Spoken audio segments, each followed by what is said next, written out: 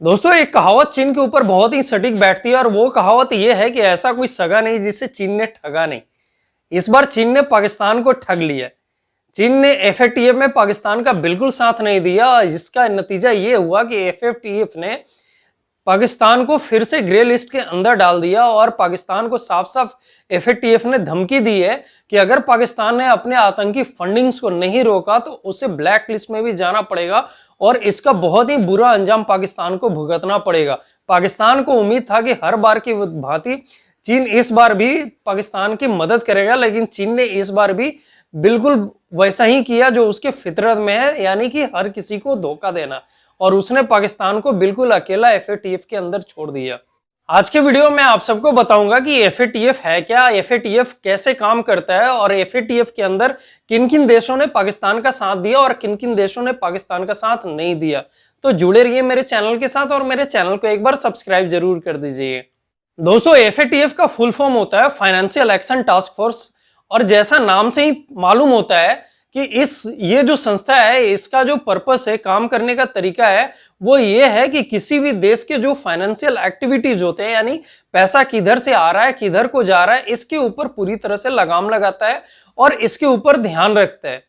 ये संस्था बिल्कुल वैसे ही काम करता है जैसे हमारे देश के अंदर ईडी यानी इन्फोर्समेंट डायरेक्टरेट काम करता है। इन्फोर्समेंट डायरेक्टरेट का पर्पस होता है कि देश के अंदर कोई भी व्यक्ति गलत तरीके से पैसा या तो अर्जित या फिर खर्च ना कर पाए, उसके ऊपर कंट्रोल लगाता है। वैसे ही एफएटीएफ भी उन देशों के ऊपर ध्यान रखता है जो गलत तरीके से पैसे का खर्च या लेन देन करते हैं। दुनिया में कई ऐसे देश थे जो गलत तरीके से पैसे को कहीं भी खर्च करते थे और कहीं से भी अर्जित करते थे। इसलिए G7 समूह ने ऐसा जरूरत महसूस किया और उन्होंने यूएन के अंदर एक रिकमेंडेशन रखी कि एक ऐसी इंडिपेंडेंट संस्था बनाई जाए जो किसी भी वर्ल्ड में किसी भी देश के ऊपर ऐसा ध्यान रख सके कि कौन देश कहां से कैसे पैसे को अर्जित कर रहा है और कैसे पैसे को खर्च कर रहा है, ताकि किसी भी तरह के मनी लॉन्ड्रिंग जैसे केसेस को रोका जा सके। उसके बाद 1989 में एक इंडिपेंडेंट इंटर गवर्नमेंटल ऑर्गेनाइजेशन को यानी संस्था को बनाया गया जिसका नाम पड़ा फाइनेंशियल एक्शन टास्क फोर्स,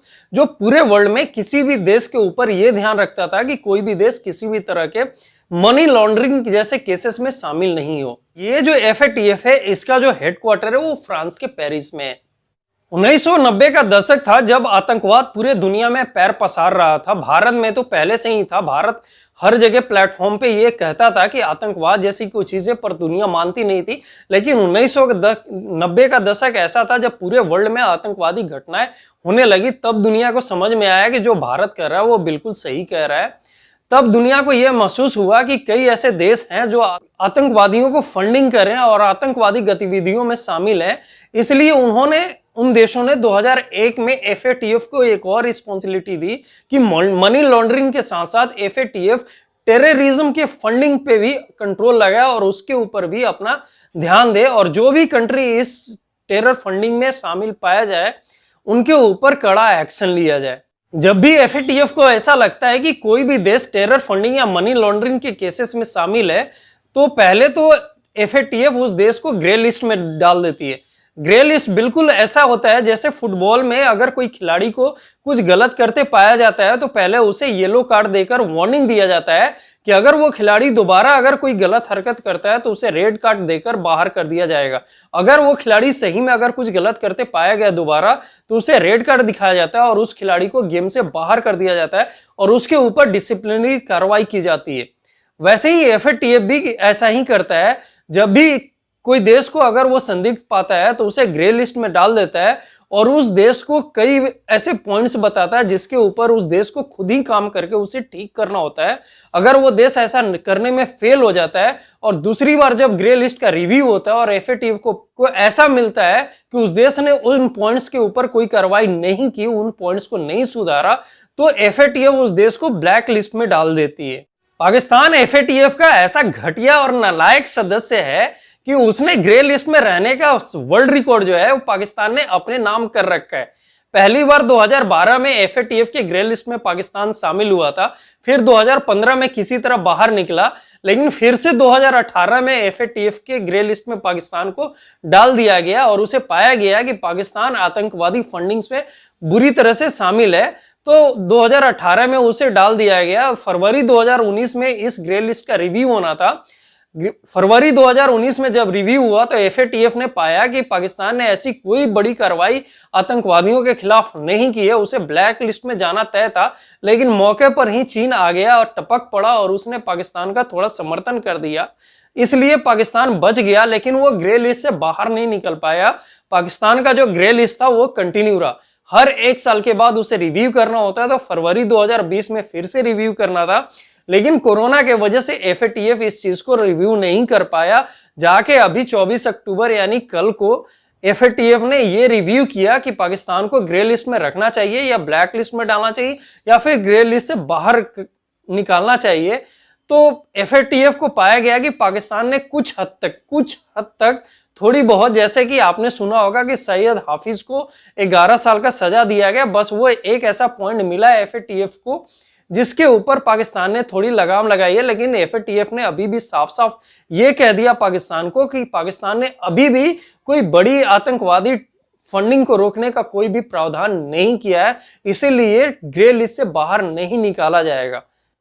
और ये जो ग्रे लिस्ट की अवधि है इसे बढ़ाकर फरवरी 2021 तक कर दिया गया, यानी कि अभी फरवरी 2021 तक और पाकिस्तान को ग्रे लिस्ट में रहना होगा। अगर उसके बाद अगर कुछ नहीं होता है तो या तो ग्रे लिस्ट की अवधि और बढ़ाई जाएगी या फिर पाकिस्तान को ब्लैक लिस्ट में जाना तय है। अगर पाकिस्तान ने इस 4 महीने के अंदर कोई बड़ी कार्रवाई आतंकवादियों की फंडिंग पे रोक लगाने की कर लेता है, तब वो हो सकता है कि ग्रे लिस्ट से बाहर आ जाए। पर पाकिस्तान को देखकर ऐसा तो लगता नहीं कि वो कभी ऐसा काम करेगा, क्योंकि पाकिस्तान जो है अपनी इकोनॉमी जो है ना, वो इकोनॉमी का सबसे बड़ा हिस्सा वो आतंकवादियों के ऊपर ही खर्च करता है, इंडिया को बर्बाद करने के चक्कर में। और उसके चक्कर में खुद ही साले पूरी तरह से बर्बाद और तबाह हो चुके हैं कि आज खाने के लाले पड़े हुए हैं इन आतंकवादियों के पास। जो भी कंट्री अगर एफएटीएफ के ग्रे लिस्ट में चला जाता है तो उसके ऊपर कई कड़े प्रतिबंध लग जाते हैं। जैसे जितना भी फॉरेन ट्रेड होता है उसके ऊपर बहुत सारे ऐसे कंट्रीज होते हैं जो एक्शन लेना स्टार्ट कर देते हैं और उस देश के साथ अपने फॉरेन ट्रेड को बहुत लिमिट कर देते हैं, यानी कि सिर्फ जरूरत के सामानों को ही उस देश से आयात या निर्यात किया जाता है, बाकी किसी भी ऐसे ट्रेड को बंद कर दिया जाता है, जिससे उस देश की इकोनॉमी जो होती है वो खस्ते हालत में चली जाती है। यहां तक कि कोई भी जैसे वर्ल्ड बैंक जैसी जो इकोनॉमिक और फाइनेंशियल संस्थाएं हैं वो उस देश को लोन देने या पैसे देने से कतराती हैं, अगर देती भी हैं तो वो हाई इंटरेस्ट रेट पे दी जाती है। यही आज पाकिस्तान के अंदर हालत ये हो रखा है कि जो लोन पाकिस्तान के ऊपर है उसके इंटरेस्ट इतने आते हैं कि उस इंटरेस्ट को चुकाने के लिए दूसरे कंट्रीज चाइना और सऊदी अरबिया से पाकिस्तान को भीख मांगना पड़ता है। यहां तक कि तुर्की से अब नजदीकी होने के बाद सऊदी अरबिया भी भड़क चुका है और उसने भी पाकिस्तान के ऊपर के कुत्तों को रोटी का टुकड़ा देना बंद कर दिया है। अब थोड़ा बहुत चीन है, लेकिन चीन ने भी इस बार एफएटीएफ में पाकिस्तान का बिल्कुल साथ नहीं दिया और उसने साफ साफ कह दिया कि पाकिस्तान ने किसी भी तरह की आतंकवादी फंडिंग्स पे कोई लगाम नहीं लगाया है। सिर्फ तुर्की ऐसा देश है जिसने पाकिस्तान को साथ दिया और एफएटीएफ को ऐसा निर्देश दिया कि जो भी पॉइंट्स एफएटीएफ ने सुधारने के लिए पाकिस्तान को कहे थे वो ग्राउंड रिपोर्ट में जाके चेक की जाए, यानी एफएटीएफ की टीम पाकिस्तान जाए और वहां पे जाके चेक की जाए कि पाकिस्तान ने उन पर एक्शन लिया है कि नहीं। लेकिन एफएटीएफ ने साफ साफ तुर्की को भी हिदायत दे दी कि ये हमारा काम नहीं है, आपकी जो रिपोर्ट होती है और दूसरे देशों की जो रिपोर्ट होती है उसी के ऊपर हम फैसला लेते हैं, और पाकिस्तान का जो भी दूसरे देशों से रिपोर्ट मिला वो गलत मिला है और हम ऐसा नहीं कर सकते, पाकिस्तान को ग्रे लिस्ट से बाहर नहीं निकाल सकते हैं।